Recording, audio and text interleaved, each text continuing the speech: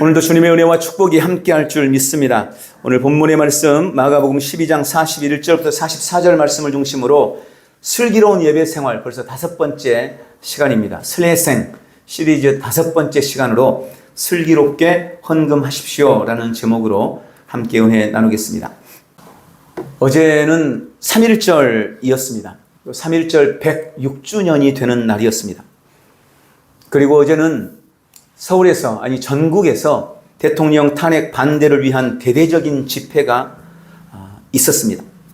광화문에서 남대문, 여의도, 시청 할 것 없이 아마 영상을 보셨겠지만 엄청나게 많은 사람들이 모였습니다. 오후에 저도 유튜브를 통해서 광화문 집회, 여의도 집회 하는 모습을 계속 보고 있었습니다. 저는 그것을 보면서 이 계엄과 탄핵 사태가 한국 교회에 새로운 기회가 되고 있다는 확신을 가졌습니다. 자유 대한민국 수호와 대통령 탄핵 반대, 불의와 불법에 대한 저항을 위해서 모인 가장 큰 두 축이 목사님들이 주최하고 있는 교회를 중심으로 한 집회였습니다. 광화문에서는 전광훈 목사님을 주축으로 해서 광화문 집회가 열리고 있고 지금 계속해서 열리고 있죠. 또 얼마 전부터는 손현보 목사님이 중심이 되는 세이브 코리아 집회가 엄청난 많은 군중들과 함께 성황리에 진행되고 있습니다. 이 두 집회가 서로 시너지를 주면서 구심점이 되고 있습니다. 어제는 정말 화면으로만 봐도 장관을 이루었습니다. 역사상 가장 많은 사람이 모였다고 합니다. 못 보신 분들 영상을 한번 꼭 보시기 바랍니다. 그냥 일반 TV에서는 안 나오니까 유튜브를 찾아봐야 될 거예요. 특히 이 두 모임에서 광화문에서도 그렇고 여의도에서도 그렇고 계속 찬송이 울려 퍼지죠. 그리고 강사들마다 하나님을 찬양하고 하나님께 이 나라를 의탁하고 맡기며 이 땅을 고쳐달라고, 이 땅을 구해달라고 외치는 모습은 정말 가슴이 뭉클했고 같은 크리스찬으로서 또 목사로서 자긍심과 자부심을 갖는 그런 시간이었습니다. 여러분, 그런 모임을 주최하고 있는 목사님들에 대한 이런저런 많은 이야기들이 있습니다. 그럴 수 있습니다. 그러나 부정할 수 없는 사실은 그런 집회는 그냥 억지를 부려서 되는 것이 아닙니다. 요즘 같은 시대에 얼마나 정보가 많습니까? 또 얼마나 투명해졌습니까? 이럴 때 그냥 억지로 어떻게 좀 모여봅시다 해서 모일 수 있는 집회가 아닌 거예요. 어제 탄핵 찬성 집회 이야기도 나오더라고요. 거기는 이제 당대표까지 총동원돼가지고 동원령이 내렸다 그러더라고요. 그래서 오면 어른은 차비로 15,000원 주고 애들은 10,000원 준다. 이게 아예 공적으로 났어요. 그랬는데 어제 집회 경찰들이 추산하기로 그 탄핵 찬성 집회에는 1,500명 모였대요. 1,500명. 억지로 안 돼요, 이제. 예전처럼 국민을 속일 수가 없습니다. 너무나 모든 것이 뚜렷하고 투명해요. 그래서 마음이 동해야만 가는 겁니다. 그런데 이 두 집회에는 정말 전무후무한 사람들이 모였어요. 아니, 우리나라에 역사상 그렇게 많은 사람이 모인 적이 없대요. 그런 모임이 교회를 주축으로 해서 이루어진 것입니다. 그럴 수 있었던 이유가 뭘까요? 그분들이 이런저런 구설수에 오르고 사람들로부터 비난을 받기도 하지만 적어도 그분들의 진정성과 열정이 인정받았기 때문에 그 수많은 사람들이 설령 종교가 다르다고 할지라도 구국하는 마음으로, 애국하는 마음으로 그 많은 사람들이 그 집회에 함께 참석할 수가 있었던 것입니다. 무엇보다 우리나라 대한민국을 향한 자유 대한민국을 지키기 위한 노력과 헌신이 인정받은 것이라고 저는 생각합니다.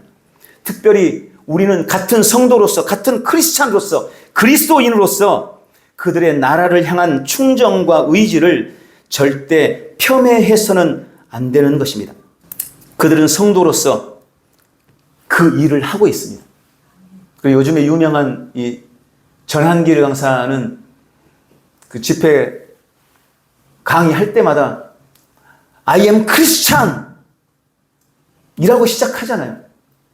그리스도인의 이름을 가지고 하는 거예요. 저는 그런 게 너무나 믿음이 가고 그분들이 너무나 자랑스럽게 여겨지더라고요. 같은 성도로서. 어제 두랩교회 김진홍 목사님께서 3.1 운동의 정신에 대해서 이야기를 하시는 걸 들었습니다. 3.1 운동은 세 가지 정신에 의해서 진행되었다. 자주독립 정신, 평화 정신, 저항 정신에 의한 것이었다. 그리고 지금 3.1 운동 106주년을 맞은 우리의 집회 역시 이 세 가지 정신에 의한 것이다. 라고 말하면서 지금 이 작금의 싸움인 보수와 진보의 싸움도 아니고 당과 당의 싸움도 아니고 이 나라의 존속이 걸려있는 체제 전쟁이다 라는 이야기를 했습니다. 자유민주주의를 계속해서 지켜나갈 것이냐 아니면 전체주의에 의해서 나라가 넘어가고 말 것이냐, 애국 세력과 반국가 세력과의 싸움이다 라고 이야기했습니다. 저는 그 말이 공감이 되었습니다. 제가 어제 가장 인상 깊게 봤던 것은 지금 전국적으로 대학생들이 시국선언을 하고 나섰습니다. 서울대, 고대, 연대, 이화대, 성대, 경북대, 울산대, 심지어는 광주의 전남대까지 대학생들이 들고 일어났습니다. 그리고 보니까 충남대도 3월 3일을 한다 그러더라고요. 또 전라도에 있는 목포대학교에도 시국선언을 한다고 3월 8일인가 정해져 있답니다.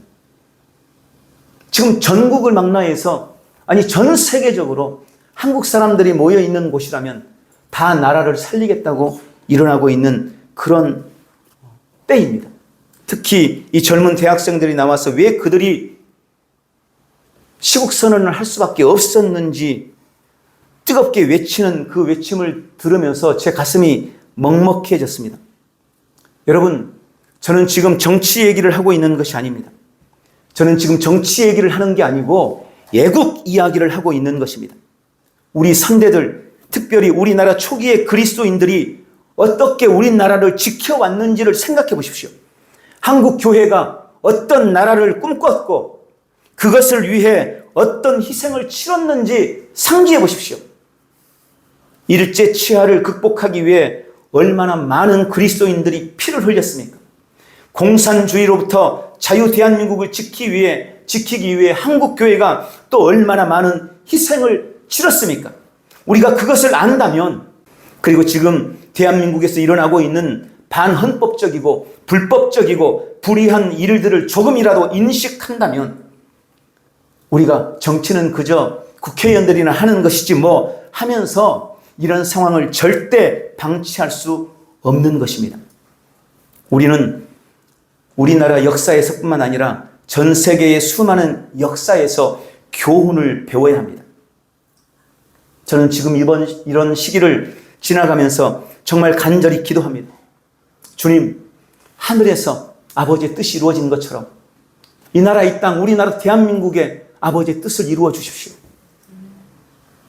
주님의 공법과 정의가 이 땅에 강물처럼 흘러가고 불의한 자들이 득의하거나 득세하는 일이 없도록 주님 이 땅을 고쳐주시고 지켜주옵소서. 아마 우리 모든 성도들이 그렇게 기도하고 있을 줄 믿습니다. 하나님께서 한국 교회의 이 외침을 들으시고 정말 교회 위기의 때라고 하는 이 시대에 다시 교회를 일으켜 세우고 영향력을 미치는 기회가 되도록 우리에게 지금 기회를 주고 있다고 저는 묵상했습니다. 그런 감동이 저한테 자꾸 오더라고요. 교회가 새로워질 줄 믿습니다. 우리 엘리전 교회도 더욱 새로워질 줄 믿습니다. 아멘. 네, 이제 서론 마치고 이제 오늘 본문의 말씀 가지고 예배생활 시리즈 5번째 슬기롭게 헌금하십시오 라는 주제로 은혜 나누겠습니다. 우리 예배에 있어서 헌금은 필수 중에서도 필수입니다. 헌금 설교는 언제나 목회자에게 부담이 되는 설교예요. 왜 그럴까요? 성도들이 듣기 싫어하니까. 성도들이 듣기 싫어하니까. 성도들이 목사님 그 설교 좀 해주세요 이러면 매주일이라도 할 수 있죠. 그런데 헌금 설교하면 돈 설교한다고 싫어해요. 그러니까 부담이 될 수밖에 없습니다. 그러나 그럼에도 불구하고 이 헌금에 대해서, 아니 돈에 대해서 마땅히 당연히 설교할 수밖에 없다는 것을 여러분 분명히 아셔야 합니다. 어쩌면 이 설교를 들으면서 아유 목사님 누가 설교에 대해서 헌금에 대해서 몰라서 그래요? 돈이 없어서 잘 못해서 문제지 뭐 이렇게 말씀을 하실지도 모르겠습니다. 그런데 성경을 보면 그런 생각을 우리가 좀 바꿔야 합니다. 왜냐하면 성경 전체가 돈에 대한 수많은 이야기를 하고 있기 때문입니다. 어느 신학자가 연구를 해봤답니다. 성경 전체를 쭉 연구하면서 믿음에 대한 구절, 기도에 대한 구절을 쭉 찾아봤더니 믿음과 기도에 대한 구절은 성경 전체에 약 500구절씩 있더래요. 믿음에 대해서 한 500구절 되고 기도에 대해서 한 500구절이 되더랍니다. 그럼 돈에 대한 것은 몇 구절이나 되나 쭉 찾아봤더니 여러분 돈에 대한 구절은 무려 2000구절이나 있더래요. 왜 이렇게 주님이 성경에 말씀에 돈에 대한 구절이 많을까요? 그것은 돈이 우리 인간에게 미치는 영향력이 너무나 크고 그래서 우리가 돈에 대해서 분명한 가치관을 바르게 정립하지 않고서는 하나님을 바르게 믿을 수 없기 때문이라고 저는 믿습니다. 여러분 예수님도 마찬가지셨습니다. 우리는 예수님께서 돈에 대해서 설교하지 않았을 거라고 돈에 대해서는 말씀하지 않았을 거라고 생각합니다. 그런데 그렇지 않습니다. 성경에서 예수님께서 가장 많이 말씀하신 말씀 중에 하나가 돈에 관한 말씀이에요. 사복음서에 보면 예수님께서 직접 말씀하신 비유의 말씀들이 약 37가지 정도가 나옵니다. 예수님이 하신 비유, 이게 37가지 정도예요. 근데 그 중에 37개 중에 18개가 돈에 대해서 언급하는 비유입니다. 그러니 예수님이 비유로 말씀하신 것 중에 절반은 돈에 관한 말씀을 하셨다는 것입니다. 오죽했으면 예수님께서 하나님과 돈을 비교했어요. 그러면서 누구도 하나님과 돈을 동시에 섬길 수 없다. 하나님과 돈을 동시에 섬길 수 없다. 라고 말씀하시면서 돈에 대해서 경계하시면서도 돈에 대해서 말씀하셨던 것을 우리가 성경을 통해서 발견하게 되어집니다. 바로 이런 이유들 때문에 돈에 대한 기독교적 관점, 가치관을 명확하게 정립하는 것보다 더 중요한 것은 별로 없습니다. 물론 오늘 그 모든 부분에 대해서 다 말씀을 드릴 수는 없습니다. 다만 오늘은 예배의 한 요소로서의 이 봉헌, 헌금에 대한 말씀을 함께 나누려고 합니다. 우리 예배에 있어서 봉헌 시간은 매우 중요합니다. 봉헌이 없는 예배는 없습니다. 우리가 하나님의 은혜에 대해서 감사하면서 우리에게 있는 가장 귀한 것을 주 앞에 올려드리는 것이 봉헌이기 때문에 그렇습니다. 단지 봉헌은 돈만의 문제가 아닙니다. 봉헌은 우리의 시간, 우리의 몸, 우리의 생명, 우리의 재능, 우리가 가진 모든 것들을 다 포함하는 것입니다. 여러분, 하나님은 온 우주 만물을 창조하시고 다스리시는 모든 만물의 주인이십니다. 성경은 그렇게 말씀하시네요. 은도 내 것이요 금도 내 것이다. 만국에 있는 모든 것이 다 내 것이다 라고 주님은 말씀하셨습니다. 그런데 그분께, 모든 만물의 주인이신 그분께 우리가 드리는 헌금이 과연 특별하거나 뭔가 주님이 볼 때 흡족한 것이 될 수 있을까요? 대단한 것이 될 수 있을까요? 아니, 돈이 1조가 넘는 사람한테 1,000원 주면서 대단한 거 준 것처럼 생각하면 그 웃기는 일이잖아요. 우리가 하나님 앞에 드리는 것이 우리 입장에서는 정말 대단하고 특별한 걸 드린다 할지라도 온 우주 만물의 주인이신 하나님이 볼 때는 별것 아닐 수 있다는 겁니다. 그럼에도 불구하고 주님은 우리가 주 앞에 드리는 것을 기뻐하시고 또 그것을 요구하셨습니다. 왜냐하면 헌금은 우리의 믿음의 표현이요 모든 것이 하나님으로부터 왔으며 내가 현재 누리고 있는 일체의 것이 다 하나님이 베푸신 은혜요 선물인 것을 믿고 감사하는 우리의 신앙의 고백이기 때문에 그렇습니다. 여러분, 그것이 봉헌입니다. 이런 교회에 사는 봉헌에는 여러 명목들이 있습니다. 네. 가끔 기독교에 대해서 비난하는 사람들을 보면 교회를 욕하면서 교회에 가면 뭔 놈의 헌금도 종류가 그렇게 많냐고 하면서 욕을 해요. 네. 저도 인정합니다. 교회 안에 명목들이, 헌금의 명목들이 참 많이 있어요. 그런데 그럼에도 불구하고 성경에 보면 제물을 주 앞에 살라드리는 이 제사도 여러 종류예요. 그냥 제사 하나면 될 건데 화목제 있고 번제제 있고 속제제 있고 화제 있고 소제 있고 여러 종류의 제사가 있는 것을 보게 됩니다. 또 성경에서는 직접 이 헌금에 대해서 규정한 헌금도 있습니다. 또 우리는 헌금할 때 특별한 목적을 가지고 헌금하기도 합니다. 특별한 목적을 가지고 헌금해요. 내가 드리는 헌금이 내가 원하는 데 하나님을 위해서 쓰이기를 바라는 마음으로 목적을 가진 헌금들이 있어요. 그러다 보니까 그런 목적을 가진 헌금들, 또 성경이 규정하고 있는 헌금들을 명목을 만든 겁니다. 그 중에 저는 대표적인 몇 가지만 오늘 말씀을 잠깐 드리겠습니다. 첫 번째가 11조입니다. 여러분, 11조는 성경에 나오는 모든 헌금의 기본입니다. 11조는 하나님께 대한 신앙이 시작되자마자, 하나님께 대한 신앙이 시작될 때 함께 시작한 헌금이 바로 11조입니다. 그리고 하나님은 이 11조를 통해서 우리에게 보장하셨습니다. 여러분, 11조의 의미는 간단해요. 나는 네 삶의 모든 필요를 채워주는 하나님이다. 네가 가진 모든 것은 다 나로부터 온 것이다. 내가 모든 것의 주인이다. 네가 만약 그것을 안다면 내가 너에게 준 모든 것 중에 10분의 1을 다시 나에게 드려서, 나에게 가져와서 네가 너에게 있는 모든 것이 하나님의 것임을 인정하는 신앙의 고백으로 삼아라. 네가 정말로 나를 신실하게 믿고 너한테 있는 모든 것이 나에게로부터 비롯된 것임을 인정하고 시인하고 증명해라. 여러분, 그게 11조예요. 그게 11조의 의미입니다. 그런데 마땅히 해야 할 그 11조에 하나님은 엄청난 축복을 보장하셨습니다. 네가 만약 나의 집에 부족함이 없게 하고 11조를 드린다면 나는 너의 삶에서 황충을 금할 것이다. 우리의 삶에 쓸데없이 흘러가는 물질이 없도록 우리의 삶을 축복해 주신다는 겁니다.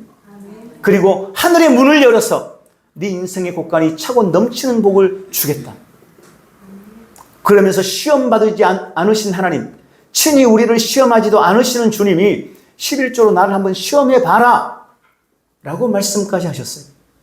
11조는 우리 신앙의 기본입니다. 하나님을 향한 신앙의 기본 고백이 11조입니다. 두 번째, 감사헌금이 있습니다. 주님은 우리가 주님 앞에 나아갈 때 감사로 나아오라고 말씀하십니다. 그리고 가장 확실한 감사의 고백은 물질로 하는 감사입니다. 여러분, 우리의 감사가 그저 립서비스가 아니라 진정한 감사라는 증거가 우리가 드리는 감사의 헌금인 것입니다. 그리고 그런 감사에는 또 다른 여러 명목들이 있죠. 오늘도 드린 헌금인데 감사, 이사 해서 이사 감사하고, 생일을 맞아서 생일을 감사하고, 취업해서 취업 감사로 올려드리고, 또 진학을 해서 진학 감사로 올려드리고, 이런 갖가지 명목으로 주 앞에 감사할 수 있는 것입니다. 세 번째는 선교 헌금이 있습니다. 선교 헌금은 선교와 전도를 위한 목적을 가지고 드리는 헌금입니다. 선교 헌금은 선교사와 선교지, 선교를 위한 기관 등을 도와서 영혼 구원을 위한 헌금입니다. 네 번째로 우리 교회는 주정 헌금이 있습니다. 주정 헌금은 주님은 우리가 주님 앞에 나올 때 빈손으로 나오지 말라고 말씀하셨습니다. 그래서 우리가 매주일 주 앞에 나아갈 때 특별한 이유가 없더라도 일정한 금액을 정해서 하나님께 드림으로 우리의 신앙을 고백하는 것이 주정 헌금입니다. 그 외에도 성전 건축이 필요할 때는 성전 건축 헌금, 또 교회 성물 구비를 위한 헌금도 있고 주님의 나라와 교회를 위한 특별한 명목들의 헌금들이 있을 수가 있는 것입니다. 여러분, 그것 때문에 시험 들지 마세요. 그 명목이 있다고 다 하라고는 안 해요. 은혜가 될 때 하시면 돼요.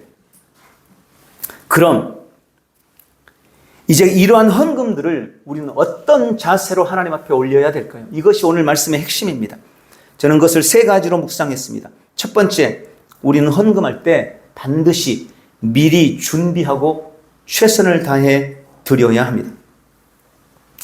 우리가 성도들이 헌금하는 것을 보면 그때그때 감정의 영향을 받을 때가 많다는 것을 제가 느낍니다. 은혜 받을 때는 더 많이 해도 안 아까운데 어떨 때는 1,000원 한 장 한 것도 너무 아깝게 여길 때가 있는 것 같아요. 물론 말씀의 은혜를 받아서 더 드리고 싶은 마음은 절대 잘못된 것이 아닙니다. 그러나 우리가 분명히 알아야 될 것은 헌금은 절대 하나님과 거래하는 것이 되어서는 안 된다는 것입니다. 그래서 오늘 설교하는 것 봐서 은혜 받으면 헌금하고 더하고 은혜 덜 되면 좀 덜 해야 이렇게 생각하고 헌금하면 절대 안 되는 거예요. 어떤 이유로라도 헌금은 거래일 수 없는 것입니다. 그래서 저희는 설교 시간 전에 헌금 시간을 갖는 거예요. 왜냐하면 설교를 듣고 나서 헌금을 하려고 그러면 그런 생각을 나도 모르게 해요. 아, 오늘은 은혜 받았으니까 좀 더 해야지. 아, 오늘은 은혜가 좀 안 되고 목사님이 좀 죽을 쓰셨으니까 좀 덜 해야 이런 생각이 들 수가 있는 거예요. 그래서 그런 마음 아예 갖지 말고 처음부터 내가 준비된 헌금을 주 앞에 드리도록 하기 위해서 헌금 시간, 예배, 설교 시간 전에 헌금을 드리는 것입니다. 그러므로 미리미리 준비하시기를 바랍니다. 또 헌금은 최선을 다해 드려야 되는 것입니다. 오늘 우리가 읽은 본문에 예수님께서 한 과부의 헌금을 칭찬하신 내용이 나옵니다. 이 과부는 성전 헌금함에 냅돈 2입을 넣었습니다. 근데 이 냅돈이라는 게 뭐냐? 당시 구리 주화 중에 가장 작은 단위의 돈이에요. 그러니까 지금 우리나라로 치면 요즘에는 거의 보기 힘들지만 10원짜리가 있잖아요. 10원짜리. 예. 그러니까 구리 동전 중에 제일 작은 단위니까 10원짜리 없진 않잖아요. 지금도. 있어요. 더 작아졌지만 이게 만든 것보다 아니요, 그 10원보다 만든 비용이 더 든대요. 그래서 크기를 줄인 거예요. 근데 어쨌든 이 10원짜리가 있어요. 그거 2개라는 소리예요. 지금의 가치로 환산해도 한 200원? 많아도 2,000원 되는 그런 금액인 것입니다. 이 돈을 헌금을 했어요. 그런데 41절에 보면 부자들 가운데서는 많은 돈을 넣은 사람이 여럿 있었다는 것입니다. 그 부자들이 헌금한 금액에 비하면 이 과부가 드린 2렙돈은 정말 적은 금액이었습니다. 그러나 그럼에도 불구하고 예수님께서는 43절, 44절에 말씀하십니다. 예수께서 제자들을 불러다가 이르시되 내가 진실로 너희에게 이르노니 이 가난한 과부는 연복에 넣는 모든 사람보다 많이 넣었도다. 모든 사람보다 많이 넣었도다. 저희는 다 그 풍족한 중에서 넣었거니와 이 과부는 그 구찬 중에서 자기 모든 소유 곧 생활비 전부를 넣었느니라 라고 말씀합니다. 여기서 예수님이 2가지를 말씀합니다. 첫 번째, 헌금을 넣은 사람들 가운데 이 2렙돈 넣은 여인이 가장 많이 드렸다라고 말씀합니다. 저는 이 말씀을 보면서 헌금은 액수의 문제가 아니구나라는 것을 깨닫게 됩니다. 실제로 이 돈은 얼마 되지 않는 돈이에요. 그런데 주님은 가장 많이 드렸다고 선언합니다. 그 이유가 2번째, 다른 사람들은 다 넉넉한 가운데 자신의 일부분만을 드렸지만 이 여인은 자신의 생활비 전부를 드렸기 때문이다 라고 말씀하십니다. 자신의 전부를 주님께 드렸기 때문에 그것이 최고의 헌금이다 라고 말씀하신 것입니다. 여기서 우리는 예수님께서 생각하시는 헌금의 중요한 원리를 배워야 합니다. 예수님에게는 액수의 많고 적음이 중요한 것이 아니라 최선을 다한 헌금인지가 더 중요하다는 것입니다. 그러므로 우리는 헌금할 때 미리 준비하고 최선을 다해 주 앞에 드려야 될 줄 믿습니다. 2번째는 자원하는 마음으로 기쁨으로 하나님 앞에 드려야 합니다. 사도 바울은 고린도후서 9장 7절에서 이렇게 말씀합니다. 각각 그 마음에 정한 대로 할 것이요 인색함으로나 억지로 하지 말지니 하나님은 즐겨내는 자를 사랑하시느니라.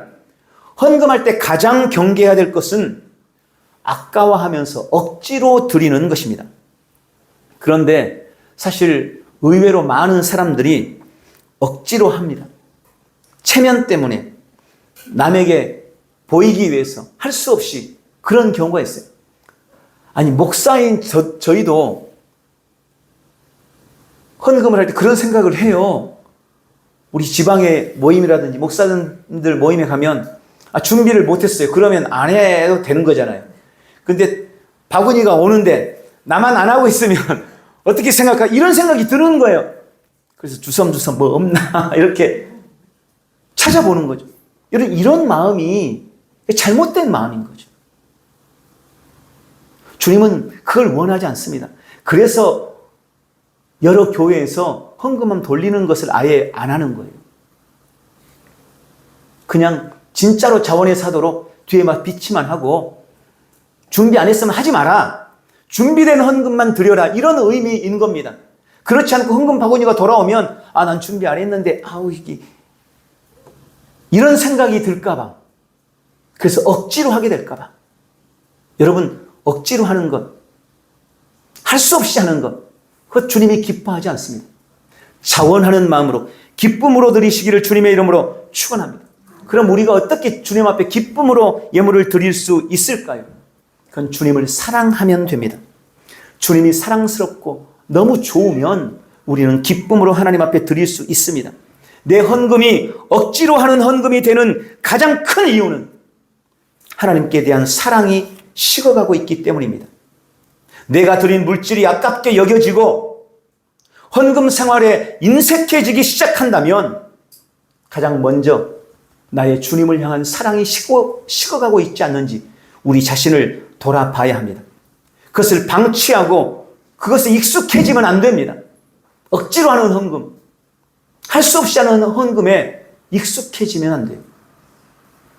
기쁜 마음, 자원하는 마음을 회복하시기를 주님의 이름으로 축원합니다. 그리고 마지막 세 번째로는 우리가 어떻게 헌금해야 될까? 천국의 보물을 쌓는다는 믿음으로 헌금해야 합니다. 예수님은 마태복음 6장 19절부터 21절에서 말씀하셨습니다. 너희를 위하여 보물을 땅에 쌓아두지 말라. 거기는 점과 동록이 하며 도둑이 구멍을 뚫고 도둑질하느니라. 오직 너희를 위하여 보물을 하늘에 쌓아두라. 거기는 좀이나 동록이 해하지 못하며 도둑이 구멍을 뚫지도 못하고 도둑질도 못하느니라. 네 보물이 있는 그곳에는 네 마음도 있느니라. 여기서 주님은 세 가지를 강조하셨습니다. 첫째, 자신을 위해서 보물을 땅에 쌓아두지 말라라고 말씀하셨습니다. 왜냐하면 땅에 쌓아둔 보물은 좀이 먹고 녹이 쓸어서 망가지고 도둑들이 들어와서 훔쳐갈 수 있기 때문이라는 것입니다. 여러분, 예수님이 이 말씀처럼 세상에다가 보물을 쌓아두면 늘 그것 때문에 염려하고 두렵죠. 돈 때문에 얼마나 많은 분쟁이 일어납니까? 그것 때문에 가족 간의 원수가 되고 살인까지 일어나는 일이 이제는 너무나 쉽게 우리 삶에서 일상이 되어 나타나고 있습니다. 세상에 쌓아둔 보화는 결코 우리에게 행복을 가져다 주지 못합니다. 안전하지도 영원하지도 않습니다. 또한 두 번째, 자신을 위해서 보물을 하늘에 쌓아두라고 말씀하십니다. 거기에는 좀이 먹거나 녹이 쓸 일이 없고 도둑이 뚫고 들어와서 훔쳐가지도 못한다는 것입니다. 안전하고 영원하다는 것입니다. 여러분, 요즘 기부 문화가 확산되어 있습니다. 좋은 일이라고 생각합니다. 혼자 사는 세상이 아니에요. 부자들은 자기 혼자서 뭔가 만들어내서 부자가 된 게 아니에요. 다 사장은 직원이 있기 때문에 회사가 돌아가고 그래서 돈을 버는 거 아니겠어요? 고용주는 피고용자들이 있기 때문에 같이 살아가는 거예요. 그래서 오블레스 노블레주? 노블레스 오블리주? 이게 헷갈리는 그런 말 있잖아요. 많이 가진 사람은 그만큼 사회에 많이 환원할 어떤 의무라는 게 있는 거예요. 책임이 있는 거죠. 그런 게 기부 문화에 나타나는 것입니다. 이게 좋은 일이라고 생각합니다. 성경도 그렇게 말씀해요. 자신만을 위해서 쓰지 말고 그것을 남을 위해서, 다른 사람을 위해서, 타인을 위해서 쓴다면 그것이 하늘의 보물을 쌓는 것이라고 말씀하고 있습니다. 이게 얼마나 감사한 일인지 모릅니다. 타인을 위한 기부도 그렇게 귀하다면 주님 나라를 위하는 헌금은 말할 것도 없이 그 보물을 하늘 천국에 쌓는 귀하디 귀한 것임을 믿으시기 바랍니다. 헌금을 통해서 하늘 천국에 여러분 자신을 위한 보물을 쌓아가시기를 주님의 이름으로 축원합니다. 셋째, 오늘 이 이야기는 보물이 있는 곳에 네 마음도 있다라고 말씀하고 있습니다. 여러분, 우리의 시민권은 하늘에 있습니다. 우리는 영원한 천국을 소망하며 이 땅에서는 나그네와 같은 삶을 살아가는 사람들입니다. 우리가 결국 돌아갈 곳은 영원한 하늘나라입니다. 그런데 많은 성도들이 하늘나라에 대한 기대와 소망이 없습니다. 하늘에 마음을 두고 사는 사람이 없습니다. 왜 그럴까요? 단지 믿음이 없기 때문일까요? 오늘 말씀처럼 그곳에 하늘에 내 보물을 쌓아두지 않았기 때문입니다. 예수님은 마태복음 6장 24절에서 이렇게 경고하십니다. 한 사람이 두 주인을 섬기지 못할 것이니 혹 이를 미워하며 저를 사랑하거나 혹 이를 중히 여기며 저를 경히 여김이라. 너희가 하나님과 재물을 겸하여 섬기지 못하느니라. 여러분, 우리가 하나님을 섬긴다고 말하면서 물질에 더 애착을 가지고 살아가고 있다면 우리는 하나님보다 물질을 섬기고 있는 것입니다. 이건 거짓말할 수 없는 사실이에요. 주님은 절대 두 가지를 섬길 수 없다는 겁니다. 기억하십시오. 성도가 헌금을 드린다는 것은 그 헌금을 통해 나는 물질보다 하나님을 더 사랑하고 나의 삶의 최종 목적지는 영원한 천국이며 내 마음은 언제나 천국에 있습니다 라고 하나님 앞에 내 신앙을 보여드리고 내 신앙을 증명하고 내 신앙을 고백하는 것입니다. 그러므로 항상 미리 준비하고 최선을 다해 헌금하십시오. 인색함으로나 억지로 하지 말고 자원하는 마음으로 기쁨으로 주 앞에 드리십시오. 하늘의 보물을 쌓는 마음으로 헌금하시기를 주님의 이름으로 축원합니다. 오늘 우리가 어떻게 헌금할지를 명확하게 하고 하나님께 대한 우리의 사랑과 신뢰를 확인하는 시간 되기 바랍니다. 그리하여 우리의 모든 예배가 주님이 받으시기에 합당한 영광된 예배가 돼서 범사의 예배의 은혜와 능력과 유익을 누리는 복되고 귀한 성도들이 다 되시기를 예수님의 이름으로 축복합니다. 기도하겠습니다. 사랑하는 주님, 주님께 드리는 헌금에 대해 오늘 계시해 주시니 감사합니다. 매일 나의 삶에 풍성함을 주시고 부족함 없이 채우시는 우리 주님을 찬양합니다. 주님, 나의 시민권은 하늘에 있으며 내가 돌아갈 곳은 영원한 하늘나라입니다. 나는 영원한 천국을 소망하며 이 땅에서 나그네로 살아가는 나그네입니다.